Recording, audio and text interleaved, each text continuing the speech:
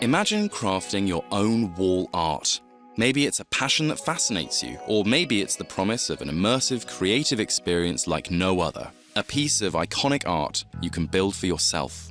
Relax and reconnect with your creative side. We've created unique soundtracks curated around the world of art, music, and movies. And in this soundtrack, we're swinging into the web-slinging world of Spider-Man. Today, we have the honor of sitting down with two legendary figures in the world of comic book editing. Marvel's longest-serving editor with more than 30 years with Marvel, senior editor Tom Brevoort. Nobody expected any of these characters to go on for 5 years, let alone 60 years. And with more than 20 years with Marvel, senior editor and team editor of all Spider-Man books, Nick Lowe. I know I'm biased, but I don't think there is a more compelling, more exciting, more relatable character in all of fiction. With a combined 50-plus years at Marvel, these senior editors have overseen some of the most iconic Spider-Man storylines in history. We'll deep dive into the fascinating world of Spider-Man comics and the creative process behind bringing this beloved character to life. We'll also be joined by LEGO designer Nico Vás to take us on the journey for the development of this LEGO art product. We had a lot of fun taking a reference from the style of writing for the instruction booklet and the different fun facts that are sort of scattered throughout the building process. Our host, Alex Grand, is a true Spider-Man expert as an internationally established comic books historian. He's the author of the book, Understanding Superhero Comic Books, A History of Key Elements, Creators, Events, and Controversies, the founder of the Comic Book Historians, and a regular panelist at Comic-Con International San Diego, WonderCon, and San Diego Comic Fest. So, if you're a fan of wall-crawling, quippy comebacks, and epic battles, you're in the right place. You can listen as you build at your own pace and get the inside story. Welcome to LEGO Art.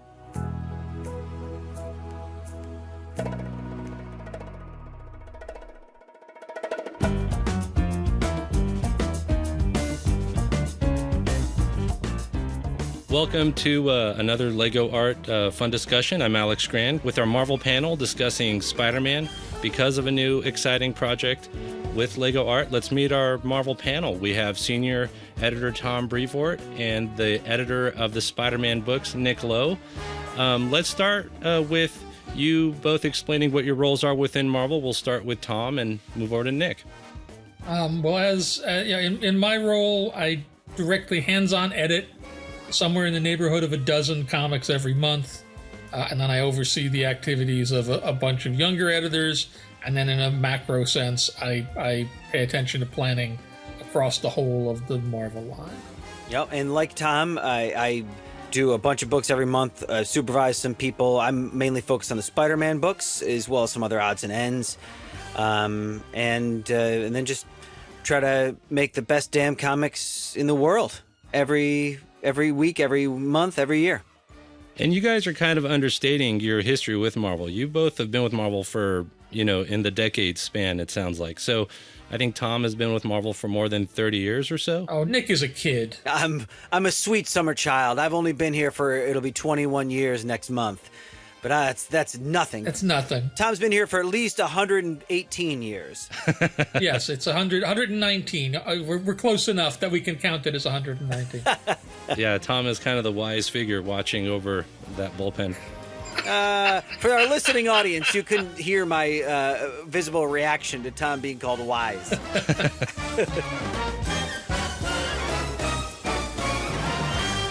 So now let's start with when you both first read Spider-Man. Let's start with Nick. You're editing the Spider-Man comics.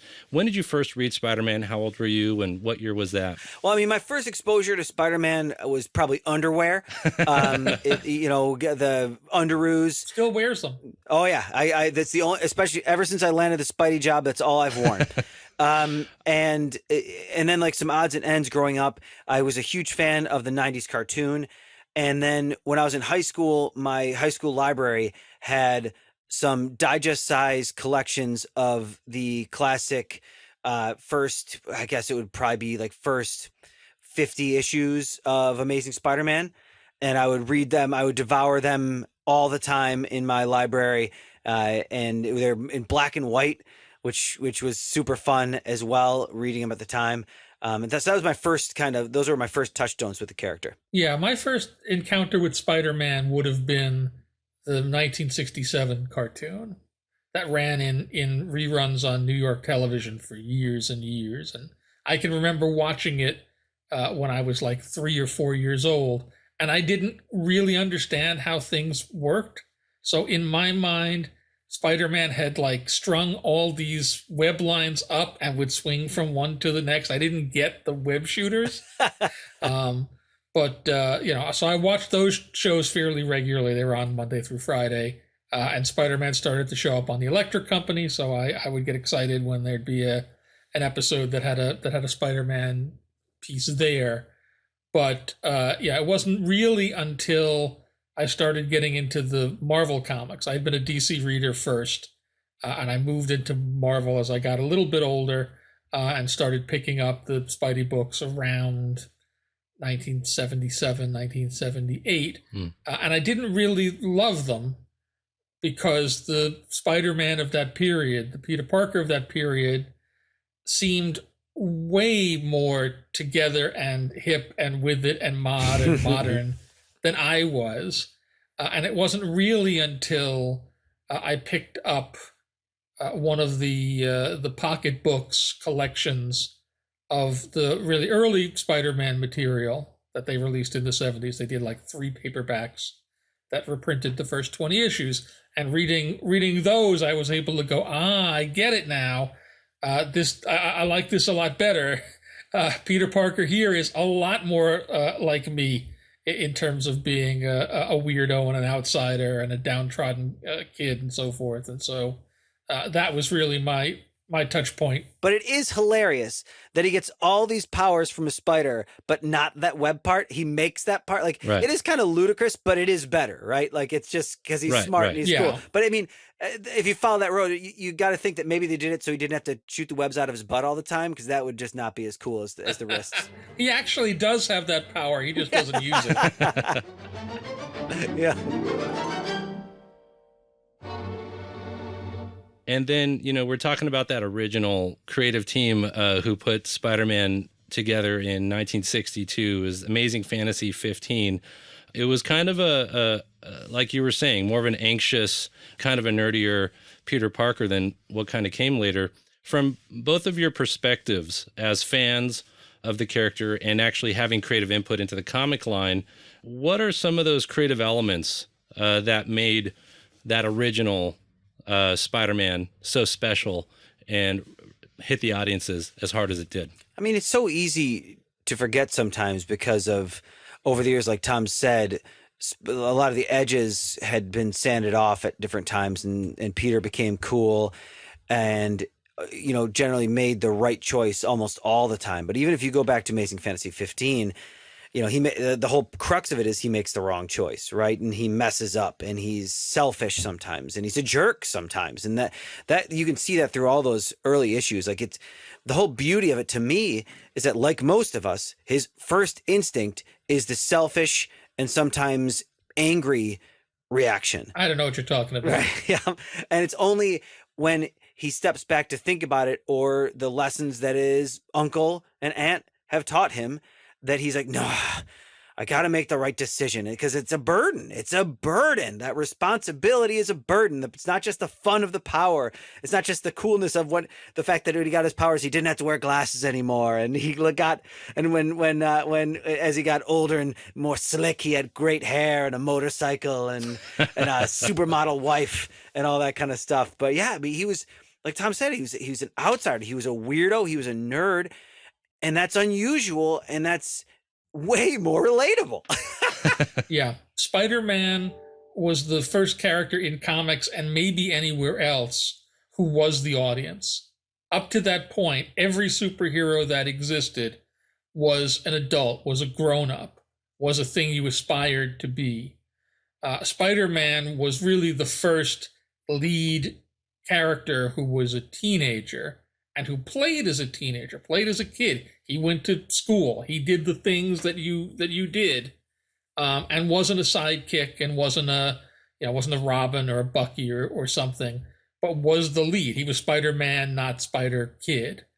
And that, as much as anything else, I think was the secret to it. The things that he grappled with both as Spider-Man and as Peter Parker were more aligned with the things that his audience was dealing with at the exact same time.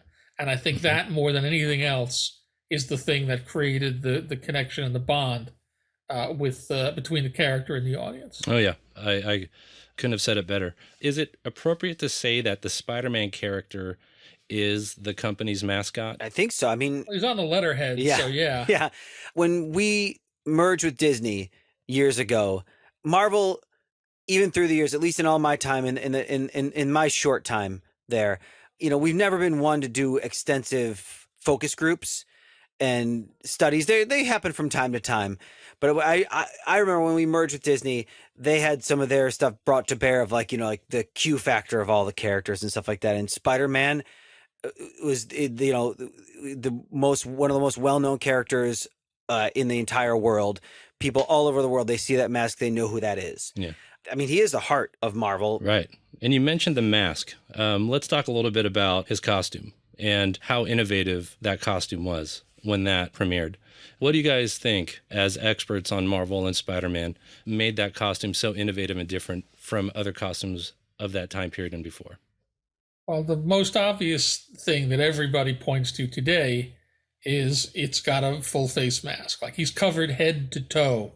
And so it's maybe a little bit easier for a reader of any sort to be able to picture themselves being Spider-Man, because there's nothing obvious that identifies him as one sort of a person or another. Right. The other thing about that costume, I mean, it's one of the 3 best superhero costumes ever designed. Mm-hmm. And one of the things about it is the way it's designed, you can see the smallest piece of it and know that that's Spider-Man. If you see his boot, if you see his elbow, mm-hmm. There's enough there graphically. The design is so all-encompassing that you can identify him as Spider-Man. Like, it's a very easy look, whereas with other characters, that's maybe not as readily the thing. Yeah, the eyepieces, the webs, the symbol. And talking to artists, it's so funny when we get new character designs. Like, one of the biggest things that some artists complain about, depending on the designer and the design, is like, how complicated some costumes can be. I love all those the Ultimates designs with all the ribbing and stuff like that. But I've had so many artists when I worked on those books complain about it.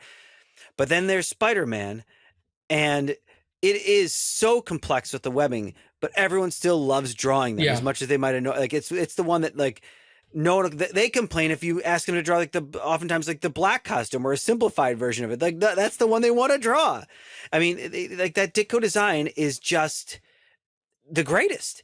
And the coolest thing that I love too about one of the beauty of comics is not only the original design and how it was drawn out of the gate, but one of the coolest things about comics and how they work is the amount of artist interpretation that was, allowed, really, and that was embraced, and seeing the costume develop over the years and change, and every artist can take that costume, make it their own, and yet it can still be Spider-Man, and see it develop over the years, seeing people do more with the emotion of the eyes, quote unquote, of the lenses, and the tightness of the webs or the broadness of the webs, and right, that variation, it's still understood to be Spider-Man. And it's a testament to the original design and to how amazing all these artists are, Let's talk about his movements, his body language. So spidery. Right. And just that was almost semi-ghastly, but just interesting and acrobatic. Why is his web swinging so fascinating to look at, but also so different? Well, again, that's part of, I think, what made the strip visually appealing at first. That character didn't look like any other character. He didn't move like any other character. He would be contorted into strange pose that somehow had a feeling of spideriness to them, even though no spider on Earth poses anything like any of that. But, it's weird. There's a school of thought that says if you look at that first Amazing Fantasy 15 cover and you don't already know it's a superhero comic, that you could look at that as just another in a long series of monster stories with this weird, web-covered figure carrying off a guy under his arm.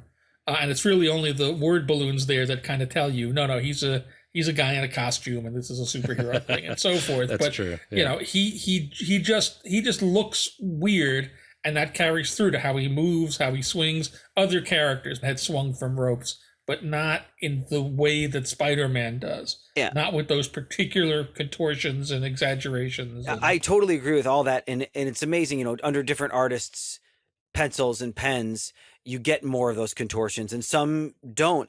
And to me, honestly, it works either way. One, it's just so core to what a spider is and how they work. Two, it's just so core to us as humans. We love swinging on things. And especially if someone does it, like it's the beauty of going to the circus and seeing people on trapezes above it. Like, that's exciting and dangerous and cool. Yeah. And either, whether the people are drawing the weird contorted one, or whether they're the more athletic, like trapeze artists, there's something like about that feeling and that stuff that when it's done right just gets to your core, to your beating heart. It does, yeah. You get kind of afraid of falling at that height. Well, thanks, guys. I'll get back to you in a bit. But now we're joined by LEGO designer Nico Vás to take us on the journey for the development of this LEGO art product. Welcome, Nico. Thanks. First of all, what's your own relationship with Spider-Man? I grew up with Spider-Man through the different movies, plus the LEGO sets that had Spider-Man featured. Oh, yeah, that's right. And why did you choose specifically this version of Spider-Man for the LEGO art piece? We explored a lot of different versions at first across different comic artists, the video games. Then we settled on this image because of the strong shapes. We really loved the limited color palette of early comic artwork. That was really fun to work with. The classic red, blue, and black was a great match for building with Lego pieces. Yeah, and I noticed the imagery was from the late 60s Spider-Man aesthetic, certainly classic. How long is the process as far as choosing this particular version? It was relatively quick, I guess. We were sort of just like exploring lots of different options. Tried a couple of different images initially, and then we sort of like discovered this one and sort of settled on it after seeing how well it rendered with like a combination of tiles and curved shapes. And do you work on computer to do this, or do you go straight to working with Lego bricks? How's that approach? It was really fun to sort of work on this art piece and figure out how to compose it, because it's fairly large and there's a lot of different proportions in it that we needed to match and create with Lego pieces. So I worked forwards and backwards between working digitally in 2D illustration programs to sort of like figure out what are in-grid shapes that we can match onto the reference, and then jumping back into physical bricks to sort of build out the different pieces and sort of see how they feel and how they looked in 3D as well, because there's an interesting sort of flat relief process going on where we're creating a 2D image, but then layering up different things and gradually becoming more 3D around the head and shoulders area. So that required a little bit of back and forth to sort of see that it's working well, both from the like overall image, but then when you look at it from different angles, does it still make sense as Spider-Man in this pose? Yeah, and I notice you're using the term we. This sounds like a team collaboration. How does that collaboration work? So there's a collaborative process between myself, Mark Tranter, the graphic designer, who did the sort of like comic plaque and the different printed decorations for the webs. And Fiorella Groves was the creative lead that was sort of like guiding the process. But also I got a lot of feedback from different colleagues around the office who were huge Spider-Man fans. So we sort of like would ask questions of like, does this sort of make sense, this technique that we're trying out? Does this make sense with the comics that you were reading? I was very fortunate to be able to borrow a lot of 60s and 70s comics from a colleague, Bianca. That was then a joy to sort of like read through and study the different, I guess, like printing techniques that we used and just like the conversational tone of classic comic books. Oh, yeah, for sure. There's definitely a a fun cadence to those classic comics for sure, especially from the 60s and 70s. We had a lot of fun taking a reference from the style of writing for the instruction booklet and the different fun facts that are sort of scattered throughout the building process. Oh, how fun. So it really gives it a whole classic Spider-Man experience, not just from the physical Lego art itself, but also from the instruction booklet. It sounds like a very holistic, organic experience there. Yeah, definitely. Yeah. Can you tell me about the process from getting the idea to do a Lego art set of Spider-Man to the final product that we have now today? So it began with Fiorella asking me if I'd be interested in building a Spider-Man image out of bricks, and really looking to sort of try and make something that was breaking out of the classic Lego art frame. But you can imagine Spider-Man crawling on the wall out of the picture. That was sort of the starting point. And we sort of explored different versions of how that could be built. I started with one that was a very like 3D marionette almost style of Spider-Man, like crawling out of a brick-built web, where the web was making a frame shape, but it was very like, I guess, very thin. And we're trying to sort of make that web structure feel quite light, but still be strong enough to sort of support itself when hanging from the wall. It ended up being a little bit too fragile to work, so we then sort of like iterated to have a background attached to it, whilst also trying a completely different pose. And so we went through a couple of different poses as we were making new images, just seeing like which ones work, particularly for how to build the face as well, because the face is a very iconic view, and getting the web patterns just right and the eyes was something that we tried lots of different sizes. Some of them worked okay, others didn't work at all. So that was something that really, like, once we found something like the head build that is in the version that you're building now, that was sort of like a good sign to say that we're on the right track. And then the rest of the image was composed around that, of like the scale and exactly how it fit into the frame. Yeah, it seems like Spider-Man's unique costume, the spidery nature, kind of the web design, the eyes. Over the years, it's given many comic artists kind of a unique challenge in how to draw that out. It sounds like that also created a certain set of challenges to implement that as a Lego art piece. Would you say that's right? Yeah, absolutely. I think the classic comics were really, like, it was a really good synergy with Lego pieces because of the sort of limited color palette and reduced detail that often you get when you're sort of like drawing something like at a distance or in perspective. So the idea of having less detail when it's fading away was something that was really fun to play around with Lego pieces. The face in particular presented a set of challenges of how to build, I guess, a very organic shape with all these web lines attached onto it. So it ended up being sort of discovering a series of interesting angles that sort of fit together in order to be able to rotate things away from the standard like uniform grid that I don't fully understand. It all just sort of like came together almost accidentally in some ways. But then we're really happy with how that like ultimately combines to sort of use a couple of different pieces rotated at an unusual angle to end up creating quite the organic look. Oh, it's amazing. That's kind of how the costume itself, I think when it was designed, it was just one accidental, unique force of creation. And it sounds like this Lego art is pretty similar in that regard. What can you tell us about the building technique of this particular Lego art set and how it's different from the previous ones? So this art piece uses a lot of different like building techniques and angle building techniques to achieve particular looks in the model.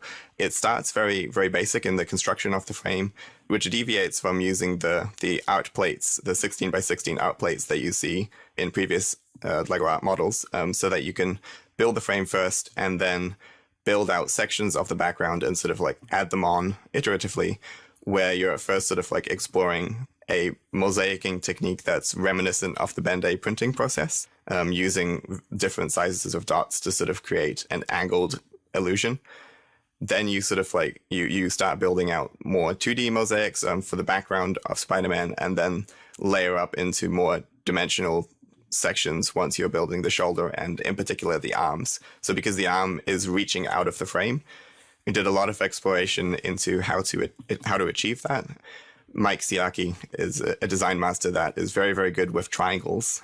So I consulted with him on how we could sort of attach this arm at an angle that fits in a very bizarre way. There's a set of Pythagorean triangles that are like adding up in an unusual way to allow this to sort of be at two different angles as it's reaching out, but still be completely adding up in the way that it connects.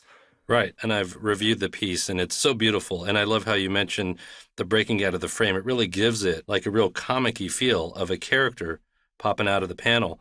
Also, you mentioned the head is movable and also the fingers, they're posable. Yeah, so the fingers can articulate fully, which helped a lot for making it more organic, as opposed to sort of figuring out how to angle them very specifically. They just can fully articulate, which has the added bonus of being able to sort of add different poses to it. So you can do the iconic Spider-Man web-slinging pose or any other position that you'd like to with the fingers. It's amazing. Engineering genius, it sounds like. And there's also little spiders crawling around. Yeah, so there's 15 spiders in the set, which is quite exciting for a couple of reasons. One is that it's the most Lego spiders that have been in a Lego set to date. But it's also, 15 is also the number of Amazing Fantasy number 15, where Spider-Man first made his premiere. Yeah, that's right, which is such an awesome homage, and it shows that y'all really did your homework on this. Thanks. And the spiderweb was a really fun thing to explore with, of like how to create this web that Spider-Man is crawling on by using these flex rods to make a bendable web that you weave in certain sections. There's a new sort of bendable web piece that we recently made that we're then able to sort of like integrate to sort of make the fibers of these spider webs. So it becomes a very unusual process for putting it together, but I hope it's quite satisfying as you're sort of building up this organic spider web. Yeah, more on the mechanics of the actual Lego art piece. The entire build is made from how many total number of pieces? So there's 2,099 pieces that go into the construction of this model, which is a fun number. I think Spider-Man fans might appreciate that total amount. How do you innovate for a modern audience while still maintaining the spirit of Peter Parker's Spider-Man of the 1960s that made him what he was? Well, it's a challenge. It's a challenge. When a character has been around for 60 years, he's done damn near everything. And our kind of mantra is respect and don't contradict, right? Mm-hmm. And you try to boil down the core to who Peter Parker is, who Spider-Man is. You try and play with those themes constantly, but always trying to bring something new to it. And it's kind of a push and pull that I've learned over the years, working with different creators, working with different people along the way of, you have to both do blazingly new things and then bring it back to the core. And it's only in doing both of those things that you can get into anything that I think really matters to readers. Because if you do just one or just the other, it stops mattering really quickly. Right. But so it's always those two things hand in hand. Interesting. It's like a wave. You kind of oscillate through the two things. Yeah. Now, when an artist for Spider-Man portrays Peter Parker versus Spider-Man, is there differences? Do they always have to reconcile that there's some compatibility between the two visuals, or are they just kind of drawn as almost like two different characters? And their basic body type is the same, but Peter Parker doesn't tend to skulk around as much as Spider-Man does. Right. Also, he tends to hang from ceilings a lot less. Yeah, and if he does, he's like holding his shoe or something. And different artists do it differently. Some still keep him kind of spindly and some drop. But I mean, hopefully you get some level of verisimilitude between the two. Yeah, there are a couple who is, once Peter Parker puts that Spider-Man costume on, it's like a girdle, and it just extracts 40 pounds from him. He's much more wiry in the suit than he Time is. to web my spider corset. So that explains that. Okay. Let's talk a bit about the dot printing technique that was commonly used in the older comic books, especially when Spider-Man was created. There was a 4-color Ben-Day versus, a lot of the digital coloring now. Tell us about that difference, and does that kind of factor in a bit, the printing in how these comics are created? Well, the printing technology was pretty crude, and stayed crude up until around, like the year 2000. I think around 2000 is when we started to really switch over to more sophisticated printing techniques. But really, the limitation you had doing, not just a Spider-Man comic, but any comic from the 60s, to 2000 was you had a limit of only 64 colors. So everything in your world had to be one of 64 discrete color choices. There were 3 or 4 blues. There were 3 or 4 magentas /reds. And it meant, that you kind of had to boil everything down to this very simple iconography. And by nature of the limitations, everything tended to be a little more flat and a little more of what we tend to think of classic comic book, coloring, what we used to call sky is blue, grass is green coloring. As we moved into a modern computer age and a computer era, suddenly you can do an infinite number of colors. And that's a double-edged sword sometimes, because there's something very primal about the simplicity of color contrast between a red and a blue. Spider-Man, those two colors, that's Spider-Man. He's completely red and completely blue, and you see it. You just get it. It's graphic, it's visual. And today, we're more likely to have, 3 levels of modeling of red and 3 levels of modeling of blue, and it makes it feel more fully realized, but also not quite as stark a contrast to pop off the page the way it used to. So that too is a push and pull thing, where we're constantly trying to get the most out of the technology that we have, and to use every tool in our toolbox, but also not to forget, the basic values of, color composition and contrast that make these things visually appealing on the page and really punch. Mm-hmm. Nico, how did you go about replicating that? So we wanted to try and replicate as many printing techniques as possible. And so with Lego pieces, we couldn't you couldn't overlay them in different ways, but we iterated around like what happens when we sort of build with bigger dots at an angle. Can this sort of create an illusion similar to that? And then maybe something that's also sort of alluding to Spider-Man's Spidey sense, with like different bubbles sort of radiating around his head. So it was sort of then trying out lots of different techniques, and also like playing around with the placement to sort of get the different connection points that you need for attaching the webs to sort of fit in the right places.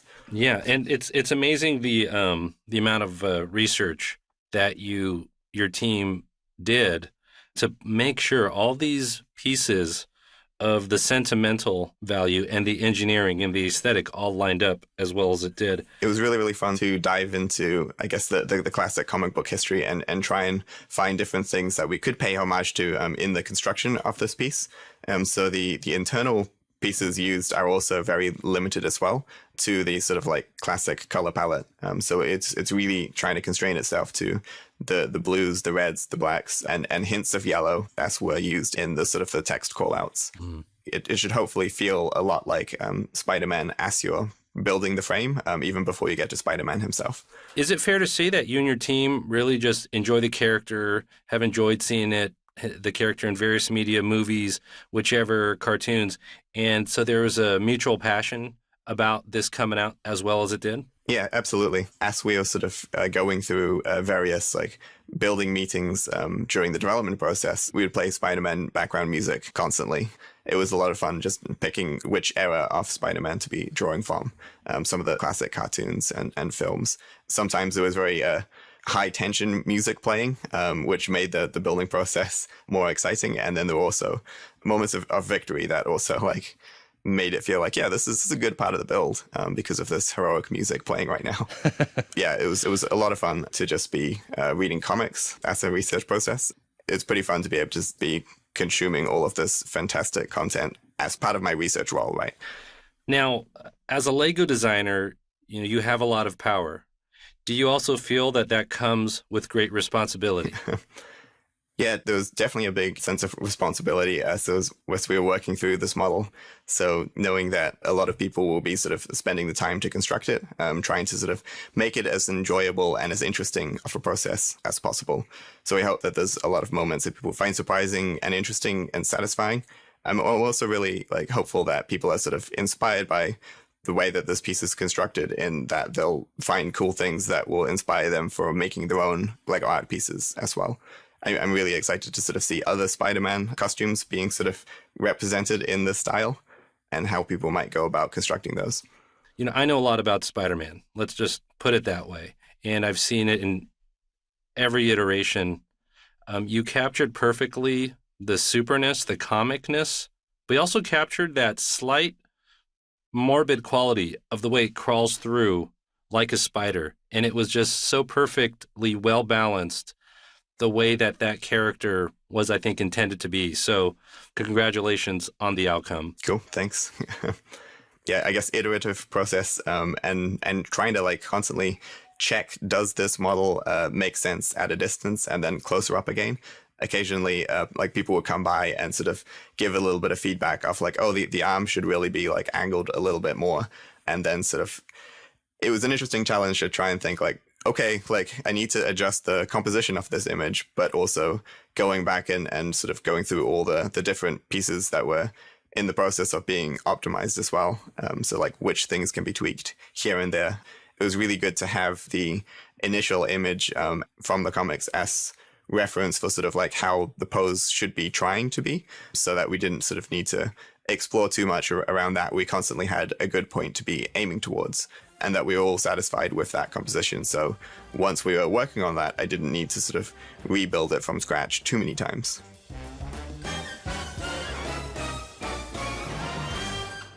Spider-Man has been in a multitude of TV shows, films, animations, video games, tons of merchandise like we were talking about earlier, and now in the LEGO art. Could be argued that he's probably the most well-loved superhero ever, kind of surpassing a lot of the superheroes that came before. You know, we talked about some of the critical elements of Spider-Man, but what do you think it is about Spider-Man that capture the popular imagination of people who want to watch characters in fiction? And this is like all ages now. We've talked about some of this stuff. Alex, I'd go one further. I would say that Spider-Man is the most beloved and well-known fictional character of all time. I like it. And I think that has to do with a lot of what we said before, how relatable he is. The visual, the pure visual of that mask, of those big, high contrast eyes, the black and the white of the lens and the lens cover, and then that red and the webs. Like, it's just such an iconic look. But to me, also what it comes down to are those moments where he doesn't give up.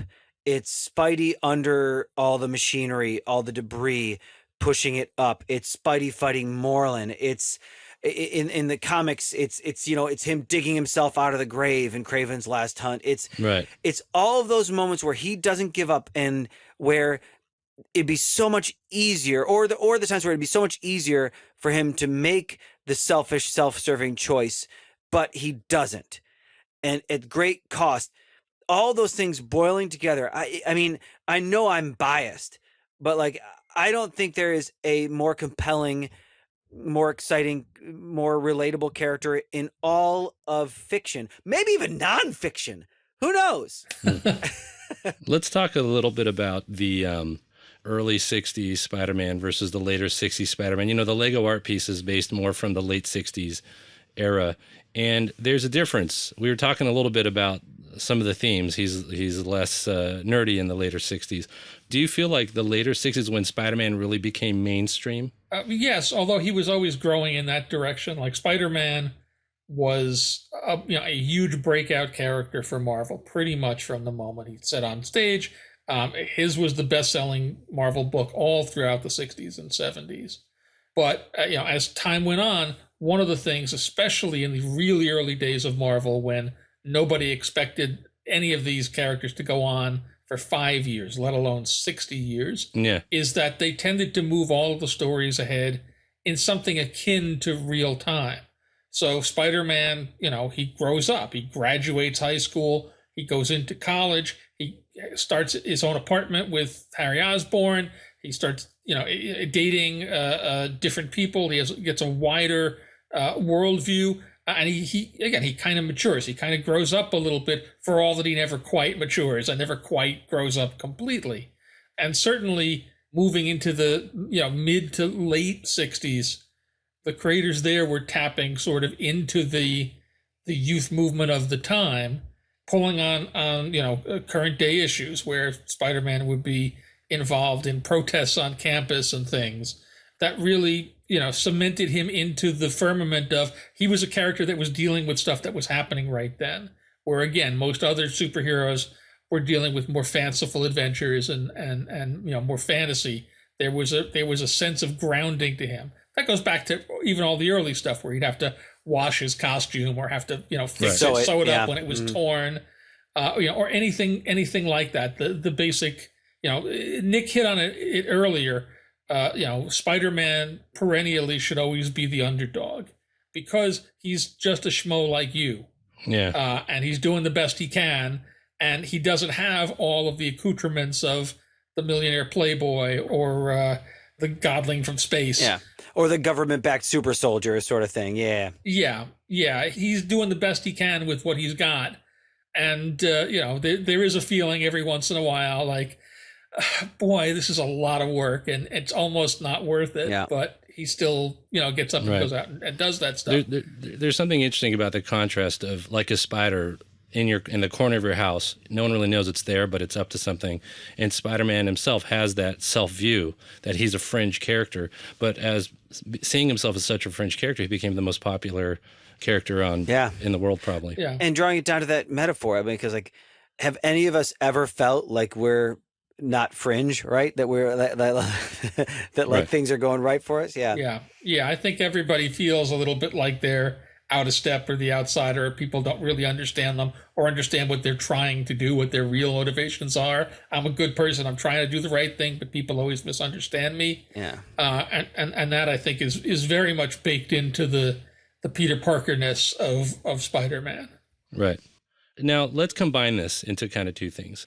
What makes a superhero comic book great, in your opinions? And let's combine that with what kind of qualities should a Spider-Man writer or artist have? A They great should definitely, all the best Spider-Man writers and artists got their work in on time. Yep, It's a 100%. constant thing. So anybody who wants to, work on a Spider-Man story or really any Marvel story, that's one of the qualities that really Always defines. on time. Always.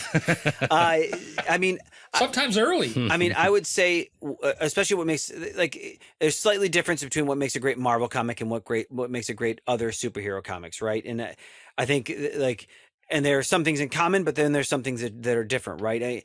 What makes a great Marvel superhero comic is that it's not about the superhero; it's about the person in the costume. It's about the person who puts on the costume. 100%. It is about, they put that costume on not because the world says they have to, but because they feel they have to. And that's why Spider-Man is like the perfect Marvel character in that, like, that is the core of him too, right? And so for me, it is the perfect Spider-Man story. You have to put Spider-Man against someone who way outpowers him, way outclasses him. The best ones are where he gets the tar beaten out of him, where he's barely making it through, and either through using his brain or never giving up, by sheer persistence and determination, he finds a way. And that's not quite the end yet, because even though he does defeat his antagonist, he still has to lose in some way too. Yeah. There has to be a drawback to doing the right thing and saving people's lives. And it's vice versa. If he wins a Peter Parker thing, it has to hurt Spider-Man. If he wins a Spider-Man thing, it has to hurt Peter Parker. That's sort of if you can find a way that hits those, that's when you're on the road to making a classic Spider-Man story. And I will also say what makes the best Spider-Man writers and artists are those who don't get tied up in all the stuff, in all the powers and all the villains and the complexities of it, and who remind us that he's human inside there. Right. We had a recent moment where one of my favorite moments we've had in our current volume of Amazing Spider-Man, where Spider-Man asks Black Cat out on a date. He is sweating it. He can barely get the words out of his mouth. And after she giving him a hard time, says yes, he almost collapses. Like, whew, that was so hard. And I mean, it rang so true to me. And I think anyone who's ever asked another human being out on a date, like, I feel like that first time you do it, it feels like that. And it's like, if you don't get that personal thing that everyone can relate to, you're not doing your job as a Spider-Man creator. And that goes with the artist too. Like, you have to make him feel those nerves and make him feel downtrodden and make him feel like he's going to get lost. Right.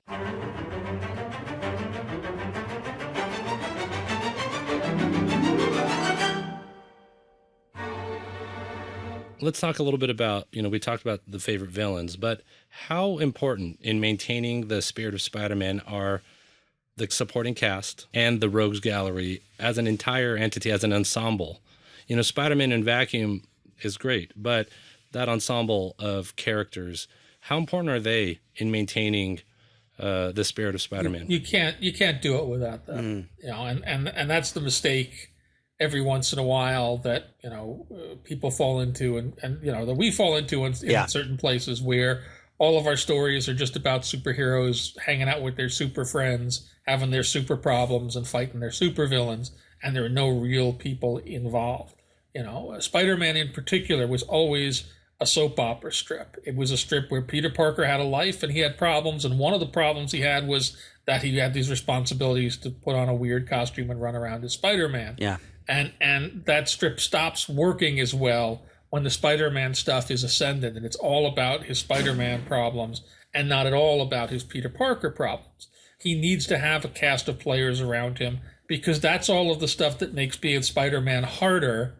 And it's always the push and pull between, I've got to deal with the problems of my normal life, I have to deal with the problems that only Spider-Man can deal with, that creates the tension that makes that series go. Yeah. And just the richness of his cast. Like, I mean, again, I talked about Black Cat. The other greatest Spider character in the realm is J. Jonah Jameson, of course, who is just so fun to have in a comic. And it's a challenge too, because I mean, the one thing you didn't talk about yet, Tom, was that since Spidey has been a character for 60 years, nearly every character in his orbit has become a super character too. My dentist. Exactly. I mean, like the fact that every major supporting character is either a supervillain, a superhero, or is married to one at this point. And I don't know. I don't even think that's a bad choice, to be completely honest. Like, that's the fun of it. But it's that's one thing that we're working on right now is we got to keep developing some real humans in his life that aren't those things. Yeah, right. Keep it interesting. Do you guys have any behind the scenes stories or anecdotes about the creation of a particular Spider-Man issue or storyline? One of the stories that I love is that when we went to create a Gwen Stacy Spider character for Spider-Verse, Dan Slott had a very specific image in mind for it. And it was Gwen Stacy with the trench coat and the headband, but with a spider domino mask, basically, with like the spider eyes on it. Like, that was was it. And I went to these creators, Jason Latour, Robbie Rodriguez, Rico Renzi, and they came up with this Spider-Gwen, what ended up being Spider-Gwen design. And Dan didn't it wasn't what he had in mind. He's like, this doesn't work. This doesn't work. And I ended up ignoring him in the end. And he's come around in such a big way. He loves the costume now, but it's so hard. It's so easy to get stuck in your own head with something, right? Another story I've got that was early in my career at Marvel, I was working on the Ultimate books, including Ultimate Spider-Man. And Brian Michael Bendis was in town. We were working on some stuff. We were working on a different story. And in the middle of a meeting, I had an idea, because we were talking about that and Ultimate X-Men, that he was working on both at the same time. And I had the idea, because I'm a big fan of these stories. What if we switched Peter Parker and Logan's brains in their bodies? And in the meeting, it was like, that's terrible. Like, it's such a dopey, big, stupid idea. Like, why would we do that? And Brian then literally called me 2 days later. He's like, damn you, Nick Lowe, I cannot get that concept out of my head. I can't get it out of my head. And so he ended up making it two of his and my favorite issues of Ultimate Spider-Man, where they swap bodies, and it makes for the best comedy. Oh, that's great. And he even we did recap pages in the Ultimate books there, and we had a new image on every recap, and he actually made that a strip where you can go back and find it. I think it's 42 or 43, and it's Bendis punishing me for having the idea of that. And it's in the actual comic as well. You can go, but those are two of my favorite issues. They're just, I love a good body swap story. It sounds like you got into his brain a little bit. With that one. Exactly. So that's interesting that you pulled that off. So here's an interesting question for both of you. How do you navigate the expectations and opinions of modern fans when working on a beloved and iconic character like Spider-Man? How do you navigate that?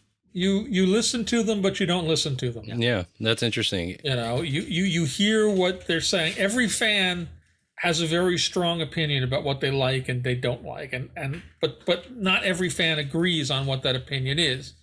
If you ask 10 different people for an opinion on a story, you're going to get 10 different responses across a spectrum. Some people who feel really strongly that they love it, some people who feel really strongly that they hate it, and all degrees in between. So you take all of that on board, like you hear all of the feedback that the audience is giving you, but ultimately, as storytellers, it's your job to make choices and make decisions that lead to the best stories. And just following what the fans as a subgroup say, there's no surer way to destroy your series than that.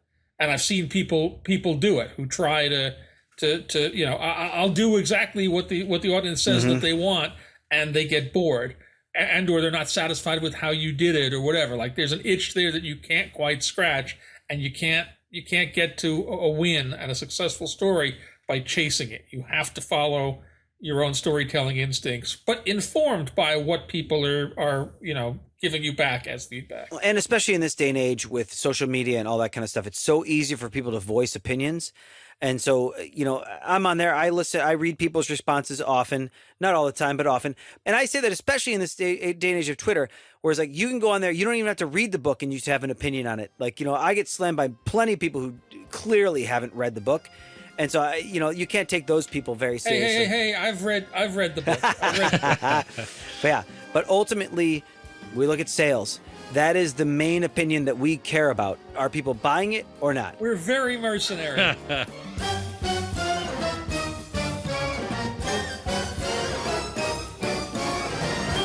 Do each of you have like a favorite Spider-Man costume? You got Spider-Man 2099, the symbiote Spider-Man, Iron Spider.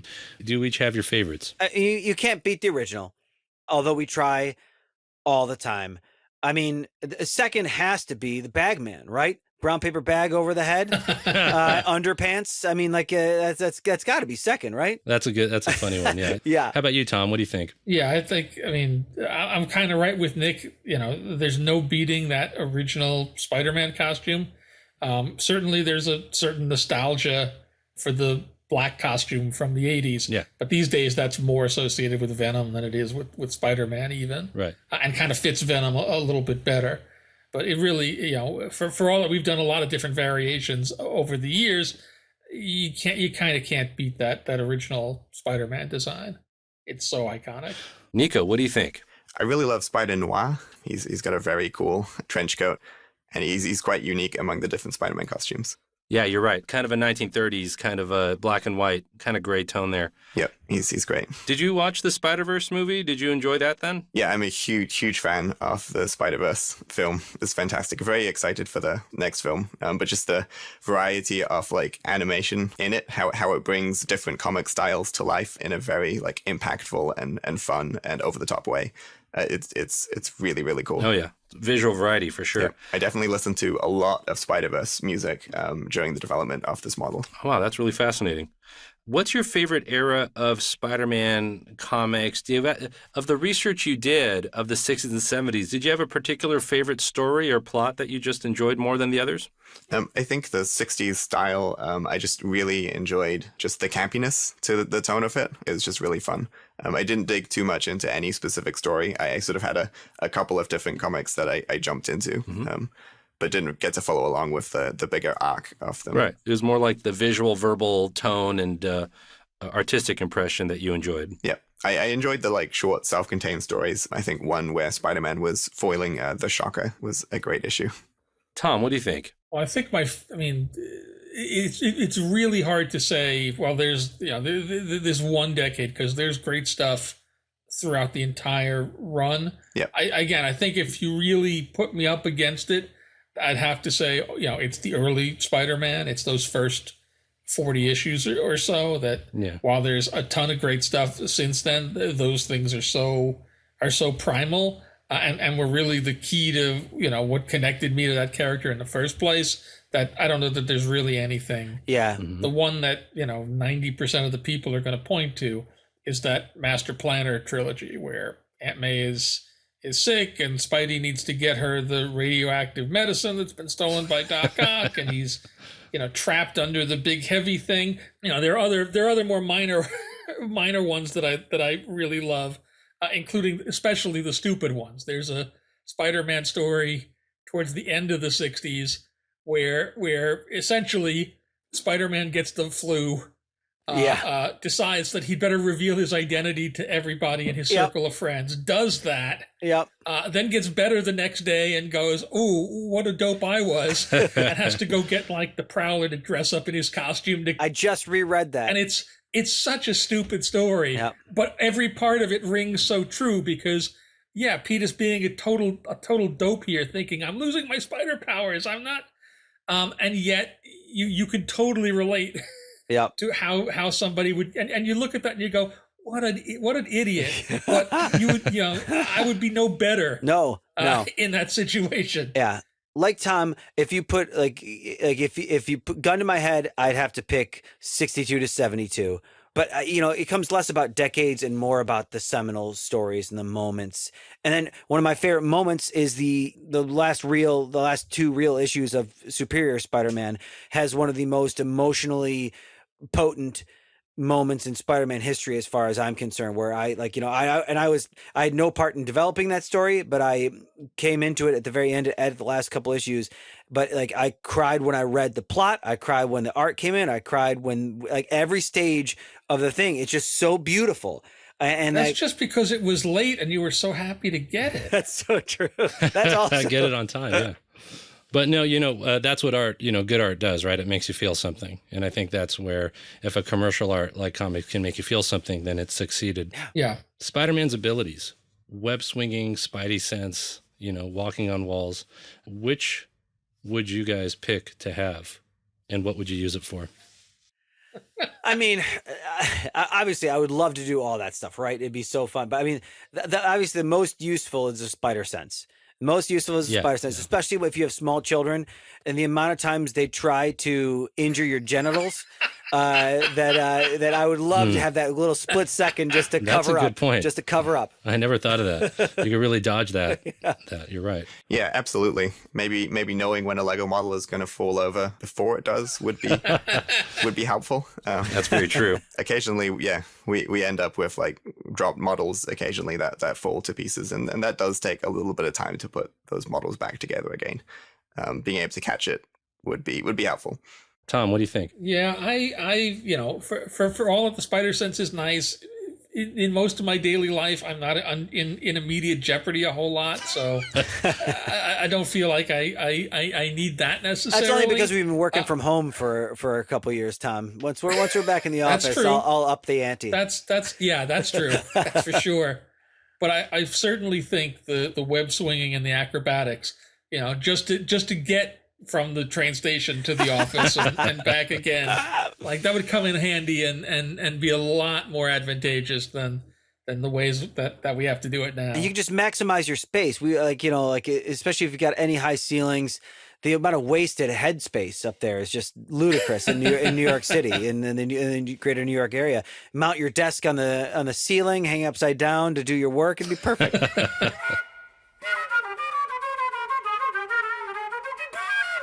Who's your favorite enemy of Spider-Man? I guess Big Wheel is a really cool villain. Yeah. I'd love for him to show up in more things. Yeah. I'm still looking forward to when we could get him into a Lego model. There you go.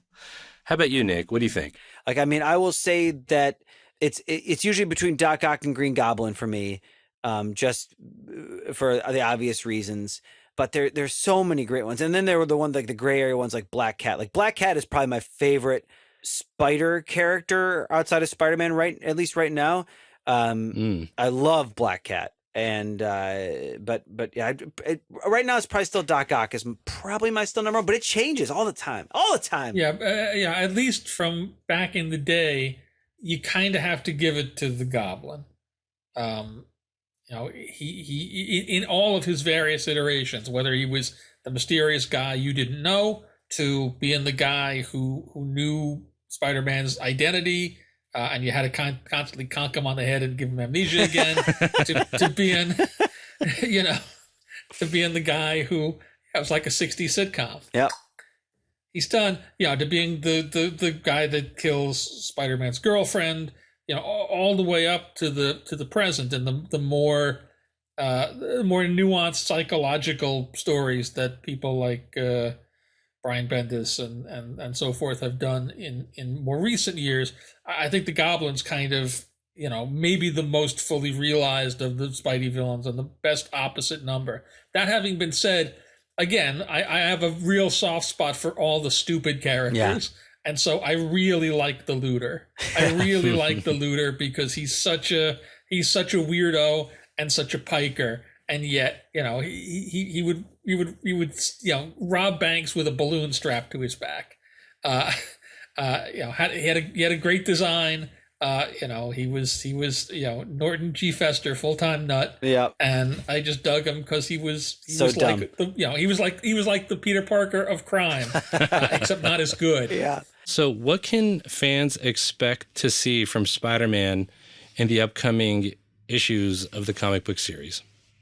Let's see. We are in the middle of a big seminal arc right now of when we launch our current volume of Amazing Spider-Man, we started with a what did Peter do moment. Everything changed his life. He was hated by everybody. He was split with Mary Jane. She was dating somebody else, and she has kids. And we're finally answering that right now. That's in ASM 21 through 26. We're leading up to issues 25 and 26, which are two of the biggest, most insane issues I've ever edited. They are huge, culminating to 26, which we are marketing as I think we're saying tragic or intense issue of Spider-Man in 50 years. So that's currently going on right now. After that, we've got a killer Doc Ock story, a killer Craven story, and leading up to our and I can't say anything about it, our big Spider event of 2020 to close out 2023 and start off 2024. That is going to be huge as well. And literally, as we record this 2 days ago, we introduced the first in Marvel continuity Spider-Boy character. Yeah, that's right. I had read about that. Brand new, came out of the end of Spider-Verse in our Adjectiveless Spider-Man book. And he's going to be in the issues of the rest of that arc, and in Spidey stories coming up. The character is so great. Dan Slott, Humberto Ramos created this character. So incredible. So that's going on. And our Miles Morales Spider-Man book right now is doing so great. It is maybe at the top. It's hard to say this because there have been so many great Miles comics. The top of that character's ever been. Cody Ziegler, Federico Vincentini, doing such incredible work. Even more new villains, as well as the Scorpion. So much great stuff going on. Before I let you go, Nico, can you promise us more comic book superheroes in the future of LEGO art? I can neither confirm nor deny what might be coming in the future. Exactly. Yep. And you mentioned something about different iterations of costumes as LEGO art. Is that something that may or may not occur? Well, the beauty of LEGO is that everybody is able to sort of use LEGO pieces to be making their own things. So yeah, I am really excited to sort of see people building their own Spider-Man costumes because there are so many to choose from, so many amazing different costumes. I really hope to be able to build I guess one thing that I'm excited to build personally would be exploring Miles Morales as a LEGO art piece. Whether that's kind of looking into sort of mirroring the pose at the moment and then sort of palette swapping. I think the symbiote suit also would be an interesting one for people to try building using the techniques shown in this model. Oh yeah, I would love that. That'd be cool, especially with the crawling out, that little morbid ability, kind of throw the symbiote suit doing that. Mm-hmm. You're right, there's a lot of creative possibilities there. And that's all we have time for. On behalf of the entire team here at LEGO Art, I'd like to say a big thanks again to Tom Brevoort, Nick Lowe, and Nico Vás in a conversation with comic books historian Alex Grand. If you haven't already, you can listen to special bonus episodes with Nico Vás, where he goes into every part of the build and shares a lot of fun facts, Easter eggs, and behind-the-scenes details that I'm sure you don't want to miss. You can find all of those on lego.com/LEGO Art Spider-Man. You've been listening to LEGO Art. Thank you.